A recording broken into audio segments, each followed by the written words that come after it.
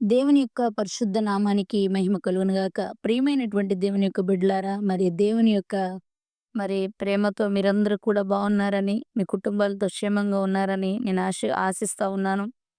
మరి ఈరోజు మనం దేవుని యొక్క వాక్యములో నుంచి మొదటి దినవృత్తాంతముల గ్రంథము 14 అధ్యాయంలో కొన్ని విషయాలను ధ్యానం చేద్దాం. మరి గమనించినట్లయితే మొదటి దినవృత్తాంతముల గ్రంథం 14 అధ్యాయము మరి 8వ వచనాన్ని చూస్తే ఈ రీతిగా రాయబడింది. దావీదు ఇశ్రాయేలందరి మీద రాజుగా అభిషేకం చేయబడినని శత్రువైనటువంటి ఫిలిష్తీయులు విన్నారంట దేవుని బిడ్డలారా. విని దావీదుని వెతికి పట్టుకొనుటకై బయలుదేరారంట. మరి ఆ సంగతి దావీదుకు వినబడగానే రెఫాయీము లోయలో ఫిలిష్తీయులు దిగారనే విషయాన్ని దావీదు వినగానే మొట్టమొదటగా దావీదు సైన్యాన్ని ఊహపరచలేదు. మరి ఎలక్ట్ అవ్వలేదు. కానీ దేవుని దగ్గరకు పరిగెత్తాడు దేవుని బిడ్డలారా. దావీదు దేవుని దగ్గరకు పరిగెత్తి దేవుని దగ్గర విచారణ చేస్తా ఉన్నాడు. నిజమే. నీకేదైనా శ్రమొస్తే, శత్రువు నీ మీదకొస్తే, నీ కుటుంబంలో పరిస్థితులు ఏమన్నా బాగోకపోతే మొట్టమొదటిగా నువ్వు మనుషుల దగ్గరకు పరిగెడతావా? నీ సెల్ ఫోన్‌లో అనేకులకు ఫోన్‌లు చేస్తూ ఉంటావా?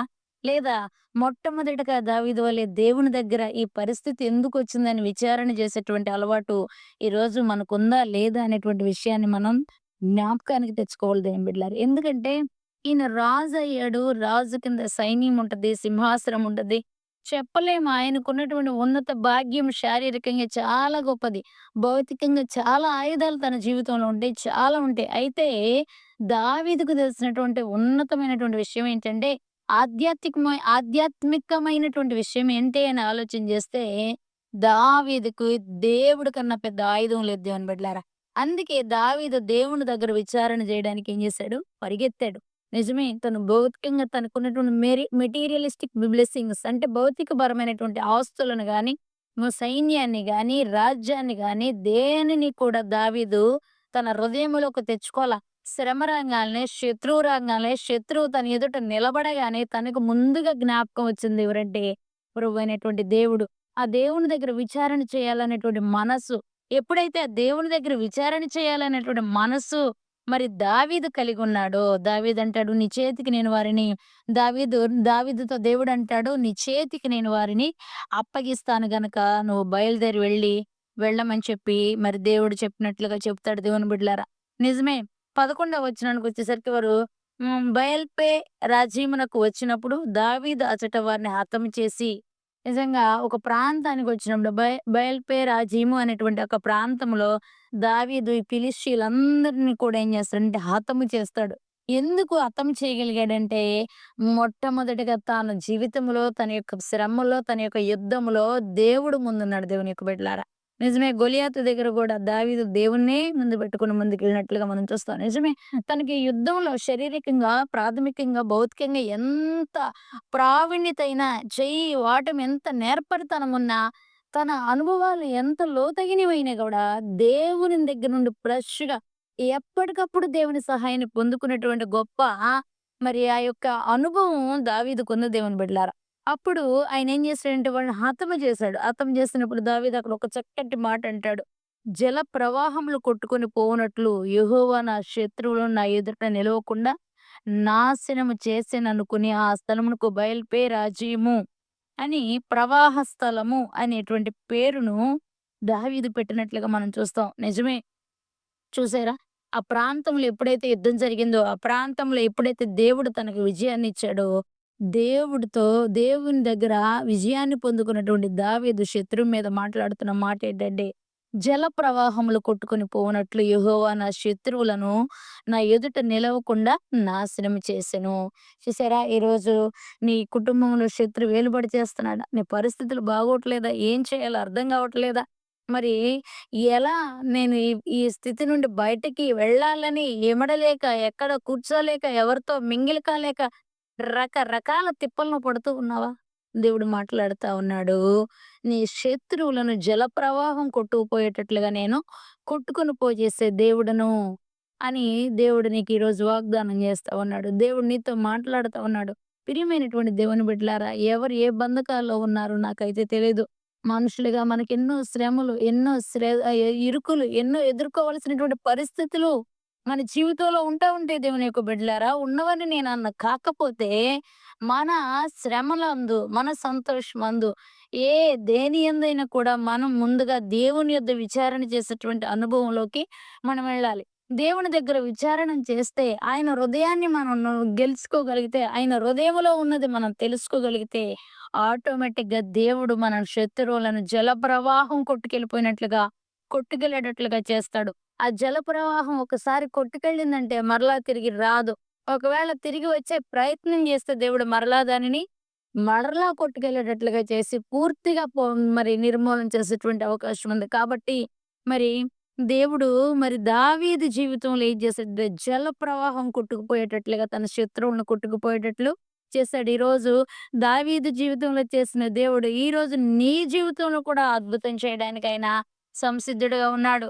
మనం ఎప్పుడైతే మన బంధువులను, మన స్నేహితులను, మనకు కావలసిన వారిని, మనకు దగ్గరగా ఉన్న వారిని ఆశ్రయించక, దేవుణ్ణి ఆశ్రయించి, దేవునికి నీ నీ బాధ అంతటిని విన్నవించుకుని, నీ శ్రమను గూర్చి దేవుని దగ్గర మొరపెట్టినట్లయితే, మరి దేవుడు జల ప్రవాహము కొట్టుకుని పోయినట్లుగా, నీ శత్రువులు కొట్టుకుపోయేటట్లుగా దేవుడు చేస్తాడని నేను చెప్తా ఉన్నాను దేవుని యొక్క బిడ్డలారా.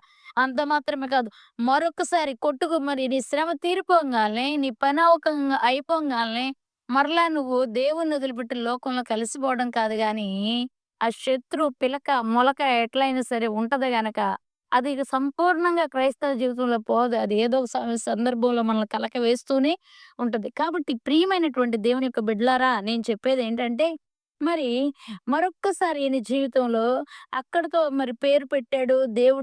మరి దేవుడిని సంపూర్ణంగా నమ్మాడు, పేరు పెట్టాడయితే ఇంకో పరీక్ష తన జీవితంలో వస్తా ఉంది 13 వచనంలో. ఫిలిష్తీయులు మరలా ఆ లోయలోనికి దిగి రాగా, దావీదు తిరిగి దేవుని యొద్ద విచారణ చేసెను. అందుకు దేవుడు ఈసారి అంటున్నాడు, ఈసారి అనుభవం వేరు దేవుని బిడ్డలారా. ముందున్న అనుభవం వెళ్ళమన్నాడు, ఈసారి వెళ్ళమంటలేదు. ఏమంటున్నాడంటే, నీవు వారిని తరుముకొని పోక, వారిని తప్పించుకొని చుట్టూ తిరిగి కంబళి చెట్టుకి ఎదురుగా నిలబడమంటున్నాడు. దేవుని యొక్క బిడ్డలారా, నేనేమంటున్నానంటే, ఒకసా ఒ ఓ ఒకసారి నీకు శ్రమొచ్చినప్పుడు ఒక అనుభవం గుండా దేవుడు నడుపుతాడు. మరొక శ్రమొచ్చినప్పుడు మరొక మెట్టు నిన్నెక్కించి మరొక అనుభవం గుండా దేవుడు నడిపిస్తాడు. అంతేగాని మొదట దేవుని దగ్గర విచారణ చేసినప్పుడు ఎళ్ళమన్నాడు, నేనెళ్తాను, విజయమిస్తాడని రెండోసారి గూడా దేవుని దగ్గర ఆయన విచారణ చేయకుండా వెళ్ళినట్లయితే శత్రువుకు దొరికిపోయేవాడు దేవుని బిడ్డలారా. మన జీవితాల్లో మనం చేసేటువంటి భయంకరమైనటువంటి మిస్టేక్ ఏదైనా ఉందంటే, ఒక్కసారి ఎంక్వైరీతోనే దేవుడు ప్రతిసారి మనకు తోడుంటాడనుకోవడం మన అపోహ. ఎప్పుడు ఫ్రెష్‌గా దేవుడిని మనం ఏం చేయాలి? కలుసుకోవాలి. దేవుని దగ్గర విచారణ చేయాలి. మన శత్రు విషయమై దేవుని దగ్గర మనం మూలుగుతూ ఉండాలి. దేవుడు అప్పుడు మాత్రమే అనేక కోణాల్లో, అనేక సందర్భాల్లో, అనేక రీతులుగా వాడిని మన చేతికి వాడి సిగను అప్పగిస్తాడు దేవుని యొక్క బిడ్డలారా.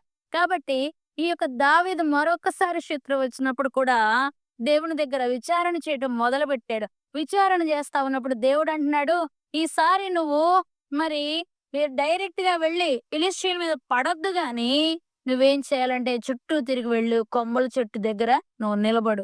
ఎప్పుడైతే 18, 15 అంటాడు, కంబళి చెట్ల కొనలయందు కాళ్ళ చప్పుడు నీకు వినబడుతుందో, వారితో యుద్ధం కలుపుటకై బయలుదేరి వారి మీద పడుము. ఆ చప్పుడు వినినప్పుడు ఫిలిష్తీయుల దండు హతము చేయుటకై దేవుడు నీకు ముందుగా బయలు వెళ్లి ఉన్నాడని తెలుసుకొనమని సెలవిచ్చింది. ఈరోజు ప్రార్థన చేయంగానే ఒక శ్రమ తగ్గిపోయిందా? మరొకసారి శ్రమ తగ్గిపోయిందిలని సంతోషించలేకు మరొక్క శ్రమొచ్చిందా? మరి అప్పుడైతే దావీదొక్కడే యుద్ధానికి వెళ్ళాడు దేవుడిని ఆధారం చేసుకొని. కానీ ఈసారి దేవుడే కంబళి చెట్టు కొనల మీద కాళ్ళ చప్పుడుతో వినబట్టి నువ్వెళ్ళు. నీతో పాటు నేనొచ్చి సంపూర్ణంగా వారిని నేనేం చేస్తాను? హతమారుస్తానని చెప్తున్నాడు దేవుని యొక్క బిడ్డలారా. ఎంత ఆశ్చర్యమైనటువంటి విషయం. ఆ చప్పుడు వినినప్పుడు ఫిలిష్తీయుల దండు హతం చేయుటకై దేవుడు నీకు ముందుగా బయలు వెళ్లి ఉన్నాడని తెలుసుకొనమని సెలవిచ్చెను. దేవుడు తనకు సెలవిచ్చిన ప్రకారముగా దావీదు చేయగా, ఇశ్రాయేలీయులు ఫిలిష్తీయుల సైన్యమును గిబియాను మొదలుకొని గాజేరు వరకు తరిమి హతము చేసిరి. కాబట్టి దావీదు కీర్తి ఇశ్రాయేలు ప్రదేశములంతటా ప్రసిద్ధి అయెను. యెహోవా అతని భయము అన్ని జనులందరికీ కలగజేసెను. దేవునికి బిడ్డలారా, చూడండి ఎంత ఆశ్చర్యమో. తిను పసిపిల్లవాడిలాగా ఎప్పటికప్పుడు దేవుని దగ్గర విచారణ చేయడం గాల్నే దేవుని బాహుబలము తన పక్షంగా ఉన్నతంగా చాపబడుతుంది. దేవుడే ఉన్నతంగా తన పక్షంగా కదిలొస్తా ఉన్నాడు దేవుని బిడ్డలారా. ఉన్నతంగా దేవుడే తనని ఆశీర్వదిస్తా ఉన్నాడు. కీర్తి ప్రతిష్టలు పెంచాడు దేవుని బిడ్డలారా. తన కీర్తి ప్రతిష్ఠితులు పెంచడానికి గల కారణం ఏంటని ఆలోచన చేస్తే, రెండవసారి గూడా దేవుని దగ్గర తనకి విచారణ చేసేటువంటి ఒక అద్భుతమైన అనుభవం ఉంది దేవుని యొక్క బిడ్డలారా. అద్భుతమైన అనుభవాన్ని బట్టి దేవుని దగ్గర విచారణ చేసినప్పుడు ఈసారి ఏం జరిగిందంటే తన కీర్తి ప్రతిష్టతలు వ్యాపించినియి. అన్యులందరికీ భయము కలిగేటట్లుగా దావీదంటే దేవుడు చేశాడు. ఈరోజు నీ పరిస్థితులేమైయున్నా దేవుడు నీ శత్రువులను జలప్రవాహం పారిపోయేటట్లు చేస్తాడు. ఒకవేళ మరలా ఏదన్నా కొంత శేషం మిగిలి వస్తే, మరొక్కసారి నువ్వు విచారణ చేస్తూ దేవునితో సహవాసం ఉంటే, మరి దేవుడు కొంబలి చెట్ల కొనల మీద నడిచినట్లుగా మరి ఆ యొక్క అక్కడ నుండి యుద్ధానికి బయలుదేరినట్లుగా ఆయనే ముందు యుద్ధానికి బయలుదేరి శత్రువును హతమార్చి నీ కీర్తి ప్రతిష్ఠితులను పెంచి అన్యుల దగ్గర నిన్ను అన్యులకు నీవంటే భయము కలిగేటట్లుగా నా దేవుడు చేయబోతా ఉన్నాడు. కాబట్టి దేనికి భయపడొద్దు, కృంగొద్దు, అలసిపోవద్దు. శ్రమలు సహజం, ఇరుకులు సహజం, ఇబ్బందులు సహజం. నిజమే చెప్పడం ఈజీగానే అనుభవిస్తుంటే కాలు నిలవలేనటువంటి పరిస్థితులు ఉంటాయి. అనుభవం లేనిది ఏది చెప్పలేం.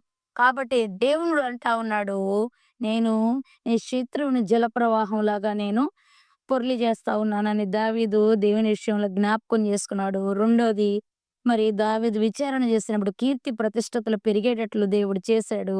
మరి అన్యులకు భయం పుట్టేటట్లుగా దేవుడు చేశాడు. కాబట్టి మనం కూడా ధైర్యం తెచ్చుకుని దేవుని దగ్గర విచారణ చేసినప్పుడు మరి మన జీవితంలో దేవుడు ఏ రీతిగా కదలబోతున్నాడో మనం గమనించగలుగుతాం.